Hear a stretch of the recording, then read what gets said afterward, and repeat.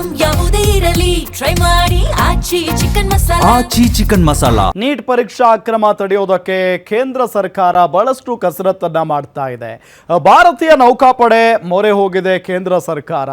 Neat ಪರೀಕ್ಷೆಗೆ ರಕ್ಷಣಾ ಇಲಾಖೆ ನೆರವು ಕೋರಿದೆ ಈಗ ಶಿಕ್ಷಣ ಇಲಾಖೆ.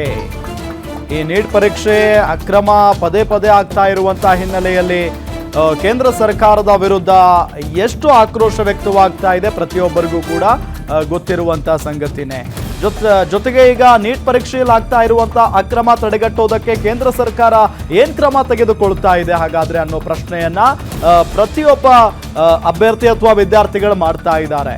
ಇದೆಲ್ಲದರ ನಡುವೆ ಈಗ ಭಾರತೀಯ ವಾಯುಪಡೆ ಮೊರೆ ಹೋಗಿದೆ ಕೇಂದ್ರ ಸರ್ಕಾರ.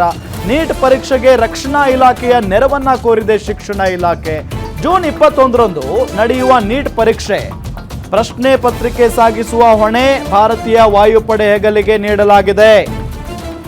MI-17 ಹೆಲಿಕಾಪ್ಟರ್ ಮೂಲಕ ಪ್ರಶ್ನೆ ಪತ್ರಿಕೆ ರವಾನೆ ಮಾಡಲಾಗುತ್ತೆ. ಸುರಕ್ಷಿತವಾಗಿ ಹಾಗೂ ಪ್ರಶ್ನೆ ಪತ್ರಿಕೆ ಗೌಪ್ಯತೆ ಕಾಪಾಡುವ ಜವಾಬ್ದಾರಿಯನ್ನ ನೀಡಲಾಗಿದೆ. ಪ್ರಶ್ನೆ ಪತ್ರಿಕೆ ಸೋರಿಕೆ ಆಗದಂತೆ ತಡೆಯುವ ಹೊಣೆಯನ್ನ ಹೊತ್ತಿದೆ ಈಗ ವಾಯುಪಡೆ. ಮರು ಪರೀಕ್ಷೆ ಸಂದರ್ಭದಲ್ಲೂ ಭದ್ರತೆ ನೀಡಲು ವಾಯುಪಡೆ ಸಮ್ಮತಿಯನ್ನ ಕೊಟ್ಟಿರುವುದು. ಸದ್ಯ ಪ್ರಶ್ನೆ ಪತ್ರಿಕೆಗಳನ್ನು ಸುರಕ್ಷಿತ ಮತ್ತು ಭದ್ರತೆ ಹೊಂದಿರುವ ಸ್ಥಳಗಳಿಗೆ ರವಾನೆ ಮಾಡಲಾಗುತ್ತೆ.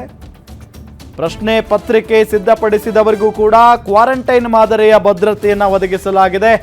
ಅಂದರೆ ಪ್ರಶ್ನೆ ಪತ್ರಿಕೆ ಯಾರು ಸಿದ್ಧ ಮಾಡಿದಾರಲ್ಲ ಅವ್ರನ್ನೆಲ್ಲ ಮನೆಗೆ ಕಳಿಸಲ್ಲ ಈಗಲೇ, ಅಥವಾ ಮನೇಲೇ ಎಲ್ಲೂ ಹೋಗದಾಗೆ ಕ್ವಾರಂಟೈನ್ ಮಾಡ್ತಾರೆ, ಅಥವಾ ಒಂದಿಷ್ಟು ರೂಮ್ಸ್ ಮಾಡಿಟ್ಟು ಅವ್ರು ಅಲ್ಲೇ ಇರಬೇಕು. ಆ ರೀತಿಯಾದಂಥ ವ್ಯವಸ್ಥೆ ಇದೆ.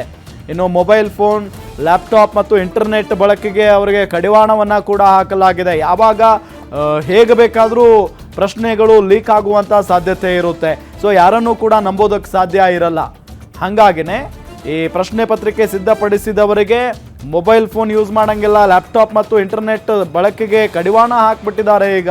ಸೊ ಇದೆಲ್ಲದರ ಜೊತೆಗೆ ಏನೇನು ಕ್ರಮಗಳನ್ನು ತೆಗೆದುಕೊಳ್ಬೇಕು. ಈಗ ಜೂನ್ 21ನೇ ತಾರೀಕು ನೀಟ್ ಪರೀಕ್ಷೆ ನಡೆಯುತ್ತೆ. ಈ ಸಂದರ್ಭದಲ್ಲೂ ಕೂಡ ಪ್ರಶ್ನೆ ಪತ್ರಿಕೆ ಸೋರಿಕೆ ಆಗಿಬಿಟ್ರೆ ರೊಚ್ಚಿಗೆದ್ದು ಬಿಡ್ತಾರೆ ವಿದ್ಯಾರ್ಥಿಗಳು. ಪದೇ ಪದೇ ಇಂಥದ್ದನ್ನೆಲ್ಲ ಸಹಿಸೋದಕ್ಕೆ ಸಾಧ್ಯ ಇಲ್ಲ. ಸಾಕಷ್ಟು ವಿದ್ಯಾಭ್ಯಾಸ ಮಾಡಿರ್ತಾರೆ, ಓದಿರ್ತಾರೆ, ಹಗಲು ರಾತ್ರಿ ಕೂತ್ಕೊಂಡು. ಪ್ರಶ್ನೆ ಪತ್ರಿಕೆ ಅಥವಾ ಈ ಪರೀಕ್ಷೆ ಬರೆದ ನಂತರ ಪ್ರಶ್ನೆ ಪತ್ರಿಕೆ ಸೋರಿಕೆ ಆಗಿದೆ ಅಂತ ಸುದ್ದಿ ಬಂದುಬಿಟ್ರೆ ಅದನ್ನು ಹೆಂಗೆ ತಡ್ಕೊಳ್ಳೋದಕ್ಕೆ ಸಾಧ್ಯ?